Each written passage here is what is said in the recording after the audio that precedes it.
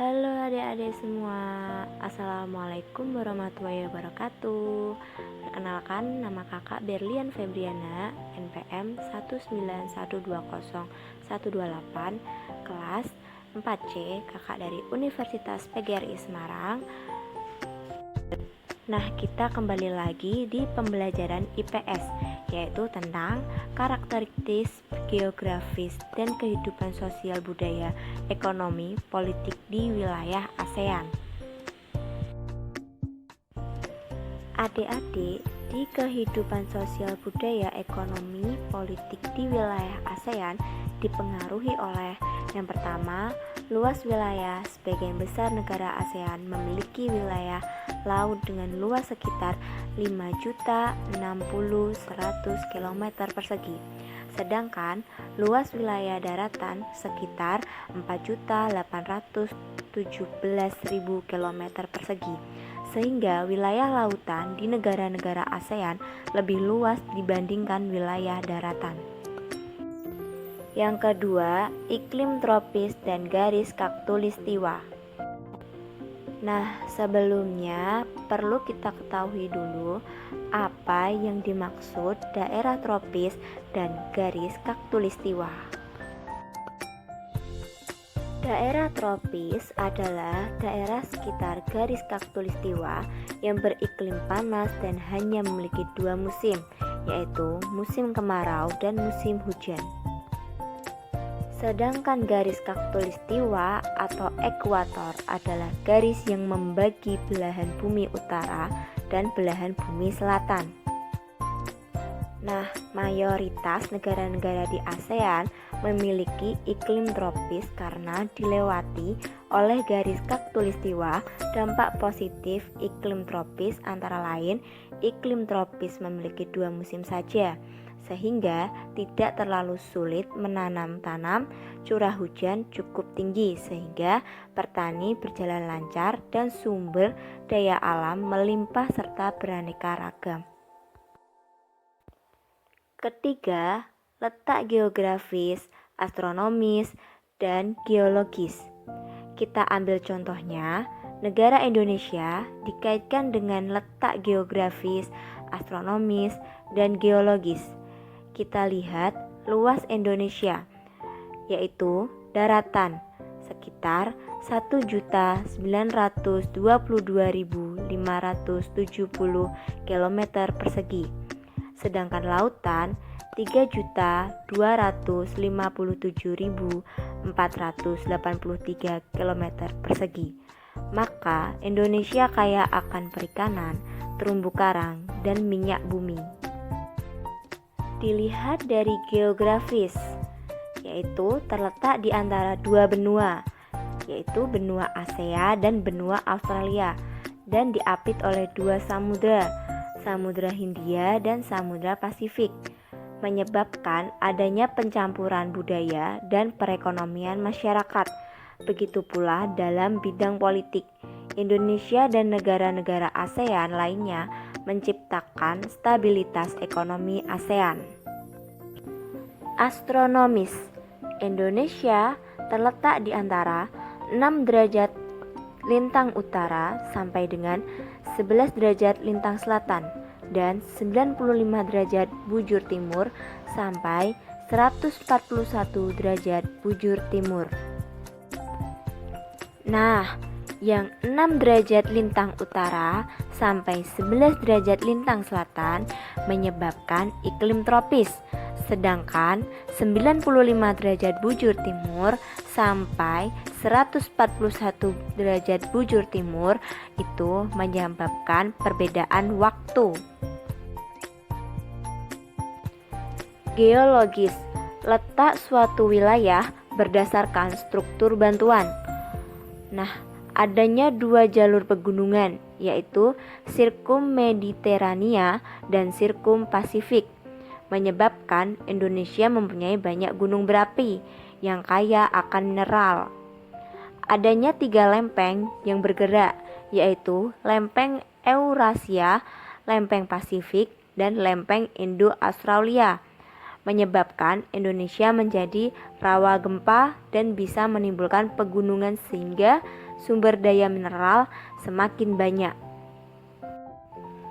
Negara-negara ASEAN dilihat dari kondisi sosial budaya, ekonomi, dan politik. Yang pertama, Indonesia dari segi sosial budaya, tarian yang berbeda berdasarkan masing-masing aspek pantun guridam.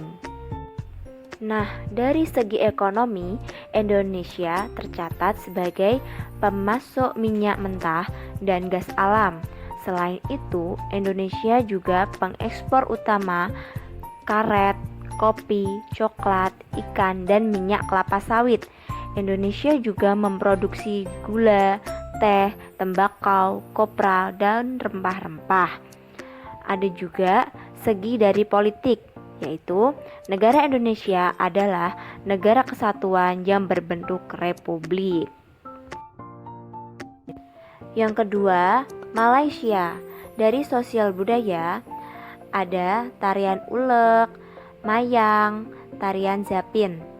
Dari segi ekonomi, perekonomian Malaysia berubah sejak dekade tahun 1970-an berkat ekspor bahan mentah. Sumber daya alam yang jadi andalan Malaysia yakni karet dan timah. Selain itu, Malaysia juga penghasil minyak kelapa sawit, minyak bumi, dan gas alam. Kayu-kayu yang diperdagangkan di dunia juga banyak berasal dari Malaysia. Dan dari sisi politik, sistem pemerintahan yang dianut oleh Malaysia adalah sistem parlementer. Nah, yang ketiga ada Singapura, yaitu dari sosial budaya. Kebudayaan Singapura kental dengan aspek Tionghoa, Brentania, Melayu. Dari segi ekonomi, Singapura sama sekali tidak ada sumber daya alam. Singapura lebih mengandalkan impor sumber daya alam untuk perindustriannya. Nah, sedangkan dari sistem politik, yaitu sistem republik parlementer. Yang keempat, Thailand. Dari sosial budaya, suku terbesar di Thailand adalah suku Thai Tionghoa, Melayu, Khmer. Sebagian penduduk beragama Buddha. Mereka tinggal di daerah utara dan tengah. Dari segi ekonomi, timah dan mangan. Sedangkan dari segi politik, sistem monarki, kerajaan, konstitusional, di mana Perdana Menteri adalah kepala pemerintahan dan raja. Bentuk negara Thailand berbentuk kesatuan. Selanjutnya, Filipina.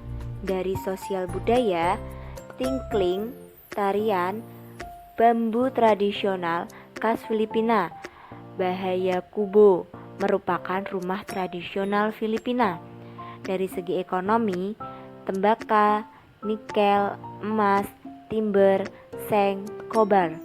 Dari segi politik, Filipina merupakan negara kepulauan yang sistem pemerintahannya berbentuk republik, bentuk negara kesatuan, dan sistem pemerintahan presidensial.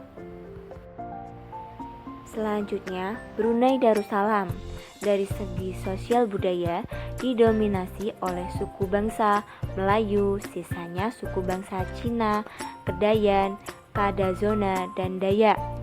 Dari ekonomi, minyak bumi, dan gas alam.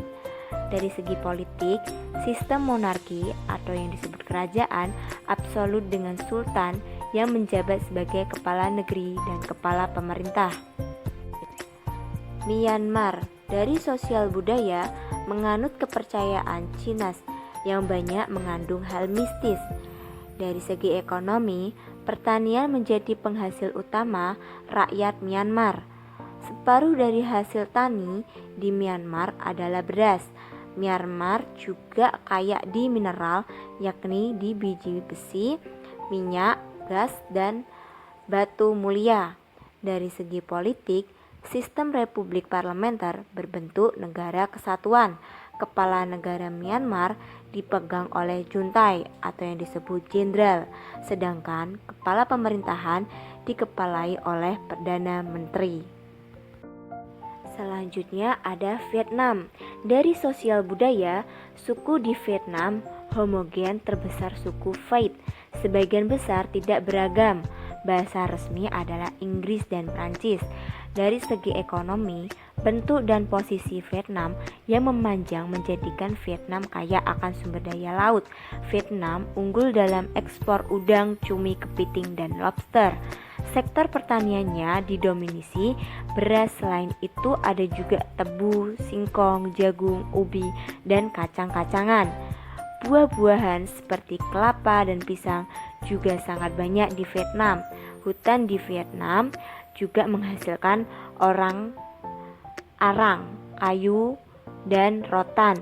Kandungan alamnya meliputi batu bara, besi, kromium, timah.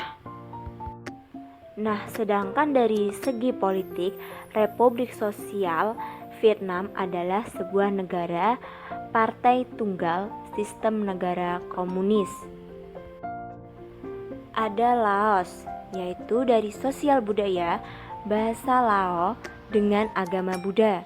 Dari segi ekonomi, perekonomian Laos bergantung pada pertanian, produksi utamanya adalah beras. Selain itu, Laos juga menghasilkan ubi, tebu, jagung, tembakau, kopi, dan buah-buahan. Sedangkan dari segi politik, menjalin kerjasama dengan Vietnam yang juga menganut sistem komunis. Kepala negara adalah seorang presiden. Nah, yang terakhir yaitu Kamboja. Dari segi sosial budaya, di Kamboja sangat dipengaruhi oleh agama Buddha, Theravada, diantaranya dengan dibangunnya Angkor Wat. Atraksi budaya yang lain adalah Festival Bon Om Tuak, festival balap perahu nasional yang diadakan setiap bulan November. Nah, dari segi ekonomi, dua komoditas utama Kamboja yakni beras dan karet. Selain itu, Kamboja juga memproduksi ikan, buah, sayur, dan daging. Dari segi politik, berbentuk monarki konstitusional. Terima kasih adik-adik sudah menyimak tentang karakteristik geografis dan kehidupan sosial budaya, ekonomi, politik di wilayah ASEAN. Sampai jumpa. Wassalamualaikum warahmatullahi wabarakatuh.